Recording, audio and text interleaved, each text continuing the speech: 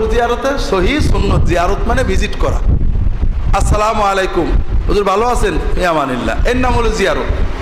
মৃত ব্যক্তির কবরে যে আসসালামু আলাইকুম দারা কওমে মুমিনিন আনতুম সাবিকুন ইন্না ইনশাআল্লাহ বিকুম লাকুন গাফারাল্লাহু লানা ওয়া লাকুম নাসাল্লাল্লাহু লানা ওয়া লাকুম আফিয়া।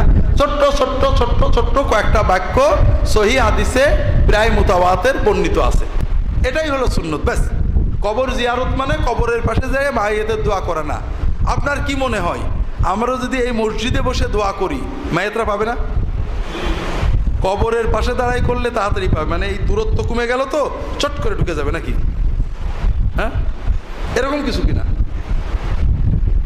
জিয়ারত মানে হলো দেখে সালাম দিয়ে আসা।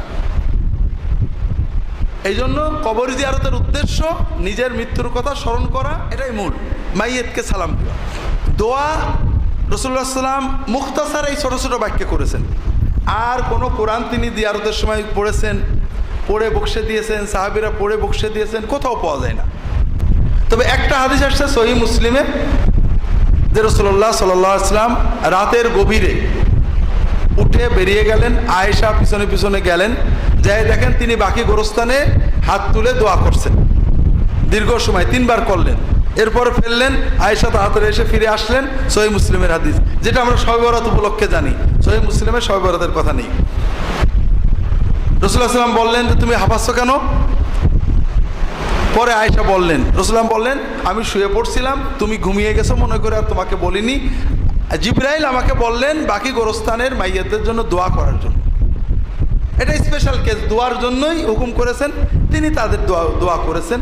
এরপরেও কেউ যদি কবরের পাশে দাঁড়িয়ে দোয়া করতে চান অবশ্যই কেবলামুখী হয়ে আল্লাহর কাছে মাইয়াতদের জন্য দোয়া করতে পারেন। এক্ষেত্রে কোনো মাসনুন এক্সট্রা দোয়া আমার জানা নেই। একজন আলেম তিনি বিভিন্ন দল সম্পর্কে সমালোচনা করেন ইসলাম সম্মত কিনা। ইসলামের কিছু আদব আছে, রাসূলুল্লাহ সাল্লাল্লাহু আলাইহি ওয়াসাল্লাম কিছু আদব শিখিয়েছেন।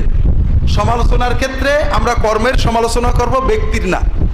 ব্যক্তির যদি সমালোচনা করি, আল্লাহ কোরআন কারীমে বলেছেন লা ইয়াসখার কওমুম মিন কওমিন আসা ইয়াকুনু খায়রা ওয়ালা নিসাউম মিন নিসাইন ওয়ালা তানাবাযু বিল আলকাব। আল্লাহ কোরআনে বলছেন তোমরা ওয়ালা তালমিজু আনফুসাকুম, তোমরা একজন আরেকজনের উপহাস করবে না, এমনভাবে সমালোচনা করবে না তাকে ছোট করার জন্য,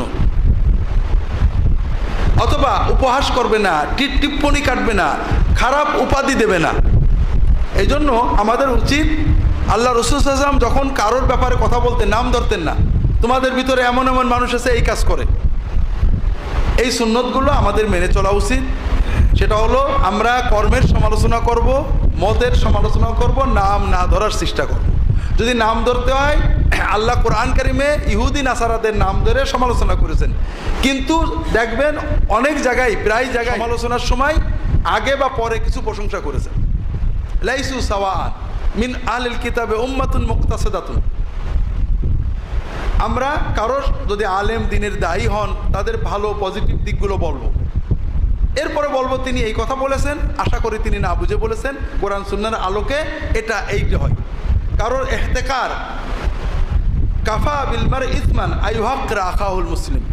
একজন মুসলমানের জন্য পাপ হিসেবে এটাই যথেষ্ট যে তার অন্য কোনো মুসলমান ভাইকে ছোট বানাবে, মনের ভিতর থেকে ছোট অবজ্ঞা, একটু হেয় মনে করবে। নিজের মনের ভিতরে অবজ্ঞা আনাটাই হারাম। তাহলে আমি কথাবার্তা বলে তাকে ছোট করে দিলে আর কত বড় হারাম হবে চিন্তা করেন। কাজেই সমালোচনা থাকবে, ইসলামী আদব সহ সমালোচনা করা উচিত। হানাফি মাযহাব অনুসরণ করি, কিন্তু যদি আমি কিছু বিষয় ইমাম শাফিঈর কথা অন্য ইমাম অনুসরণ করি তাহলে আমলের কোনো সমস্যা হবে কিনা। আপনি কিছু কথা ইমাম শাফিঈ যে মানলেন কিসের ভিত্তিতে? আপনার পছন্দের ভিত্তিতে না দলিলের ভিত্তিতে? যদি পছন্দের ভিত্তিতে মানেন তাহলে আপনি আর আল্লাহর ইবাদত করেন না, পছন্দের ইবাদত করেন। আপনার যেটা পছন্দ হয় ওইটা আপনি করেন, এটা না জায়েজ। আর যদি দলিলের ভিত্তিতে হয়, আপনি ইমাম শাফিঈর দলিল পড়েছেন, ইমাম আবু হানিফার দলিল পড়েছেন, যাচাই বাছাই করেছেন, ইতমিনান এসেছে যে ইমাম শাফিঈর দলিলটা এটা হাদিসের আলোকে আউলা বিল ইত্তিবা, এক্ষেত্রে আপনি করতে পারেন।